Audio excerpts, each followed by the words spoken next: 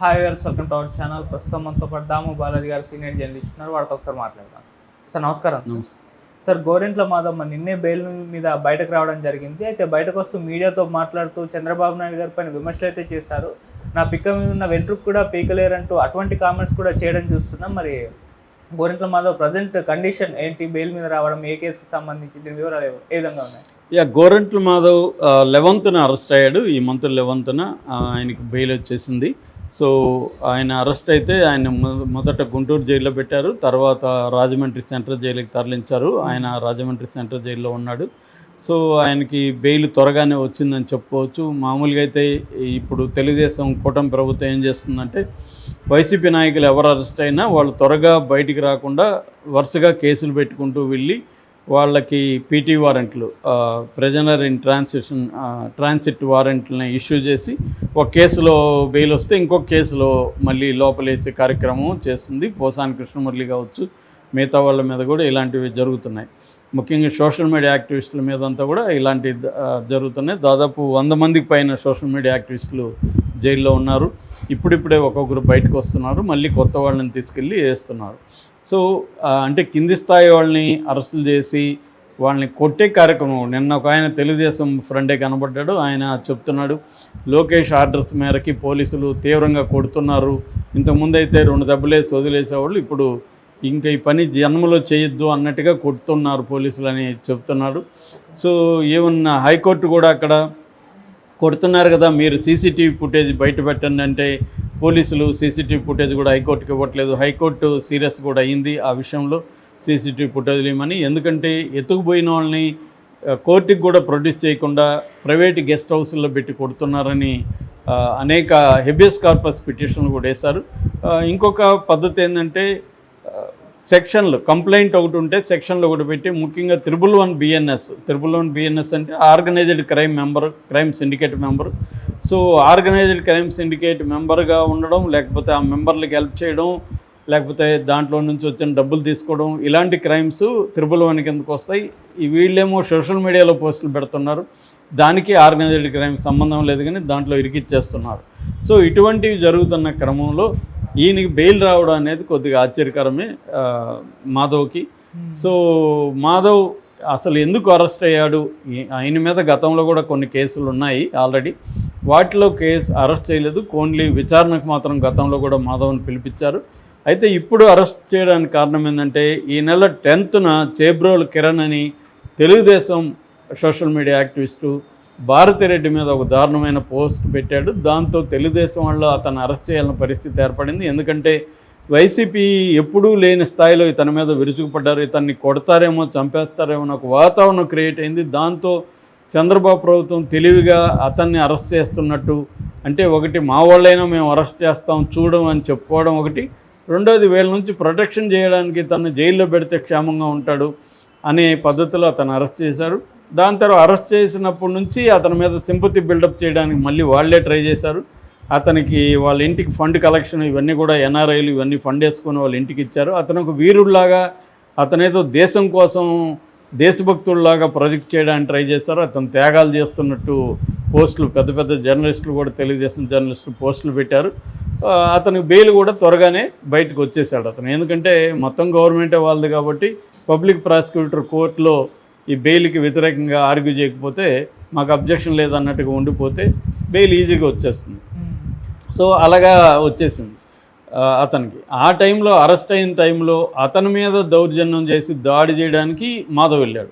మాధవ్ కూడా ఏంటంటే కొంత కావాలనే ఎక్స్ట్రా చేస్తున్నట్టు కనబడుతుంది. ఎందుకంటే మాధవ్ పరిస్థితి ఏంటి, అతను సిఐగా ఉండి దుందుడుగ్గా ఉండి మన జేసీ దివాకర్ రెడ్డి, ప్రభాకర్ రెడ్డిలో వాళ్ళకి వ్యతిరేకంగా మాట్లాడడం ద్వారా ఫోకస్ అయ్యాడు.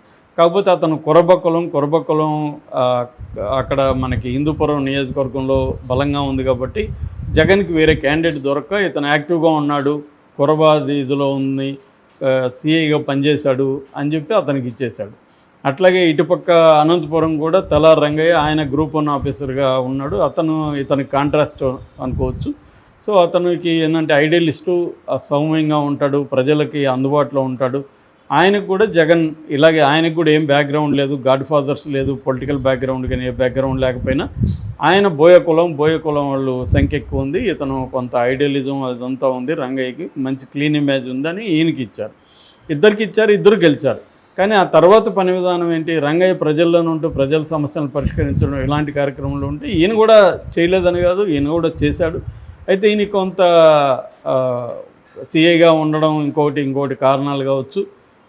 ఈయనకేమో ఒక దుందుడు స్వభావం ఏర్పడింది, దాంతో కొంత వ్యతిరేకత తెచ్చుకున్నాడు. దాంతో తెలుగుదేశం వాళ్ళు తను ఒక ట్రాప్ వేశారు, ఒక అమ్మాయిని పెట్టి తన దగ్గర మాట్లాడించారు న్యూడ్ కాల్స్. దాంట్లో మనోడు ఆ ట్రాప్లో పడిపోయి న్యూడ్ కాల్స్లో మాట్లాడి అది వీడియో బయటకు వచ్చింది. అది నాది కాదని బొకాయిచ్చాడు, కానీ ఎవరు ఇది కాలేదు. ఈ క్రమంలో అతనికి వ్యతిరేకత వచ్చింది. కాకపోతే కులం సపోర్ట్ అతనికి బలంగా ఉండడం వల్ల జగన్ ఇమ్మీడియట్ చర్యలు తీసుకోలేకపోయాడు. కానీ తర్వాత ఎన్నికల్లో అతనికి టికెట్ ఇవ్వలేదు. సో ఇతనికి వ్యతిరేకత ఉంది జనంలో అని చెప్పి జగన్ ఇవ్వలేదు. సో ఇప్పుడు అతను వేరే పార్టీలకు వెళ్ళే అవకాశం లేదు, మళ్ళీ జగన్ దృష్టిలో పడాలి. అందుకని భారతిరెడ్డిని అన్న వ్యక్తిని నేను వెళ్ళి కొడితే భారతిరెడ్డికి కానీ జగన్ ఫ్యామిలీకి కన్నా మీద కన్సర్న్ వస్తుంది, సాఫ్ట్ కార్నర్ వస్తుంది అన్న ఒక యాంగిల్ కనబడుతుంది. అయితే అతను సిఐ కాబట్టి తెలివిగా ఏం చేశాడు, అతను ముందే తెలుసు నేను వెళ్ళి అటాక్ చేస్తే నన్ను జైల్లో వేస్తారు, జైల్లో వేస్తే ఎలా ఉండాలో కూడా ముందే ప్లాన్ చేసుకున్నాడు అతను. అందుకని ఒక 5 మందిని తీసుకెళ్ళి వాళ్ళని కూడా దాడి చేయించి వాళ్ళని కూడా అరెస్ట్ అయ్యే విధంగా చూసుకున్నాడు.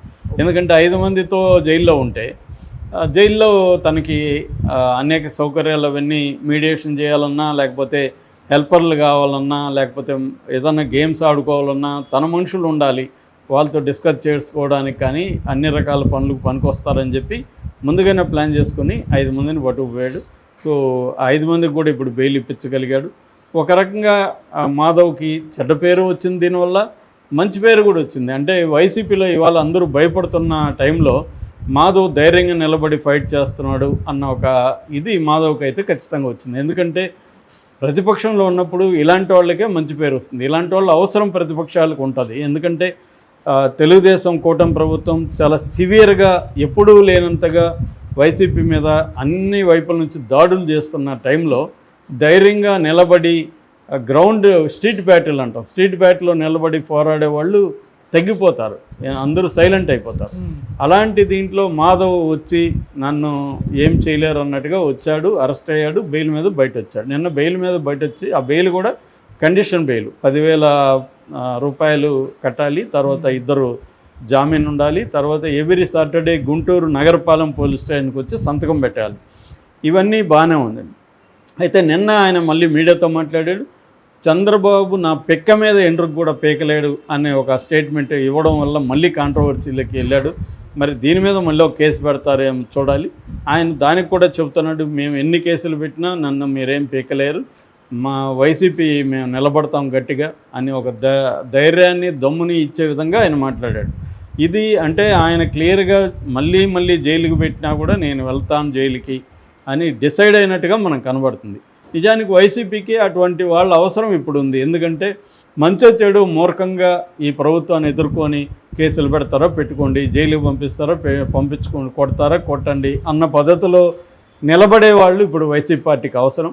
ఆ రకంగా ఇతను తన పరిస్థితిని అంచనా వేసుకొని తనకు అనుకూలంగా మర్చుకుంటున్నట్టుగా మనకి మాధవ్ అనే ఎంపీ ఎక్స్ ఎంపీ చేస్తున్నట్టుగా మనకి అర్థమవుతుంది.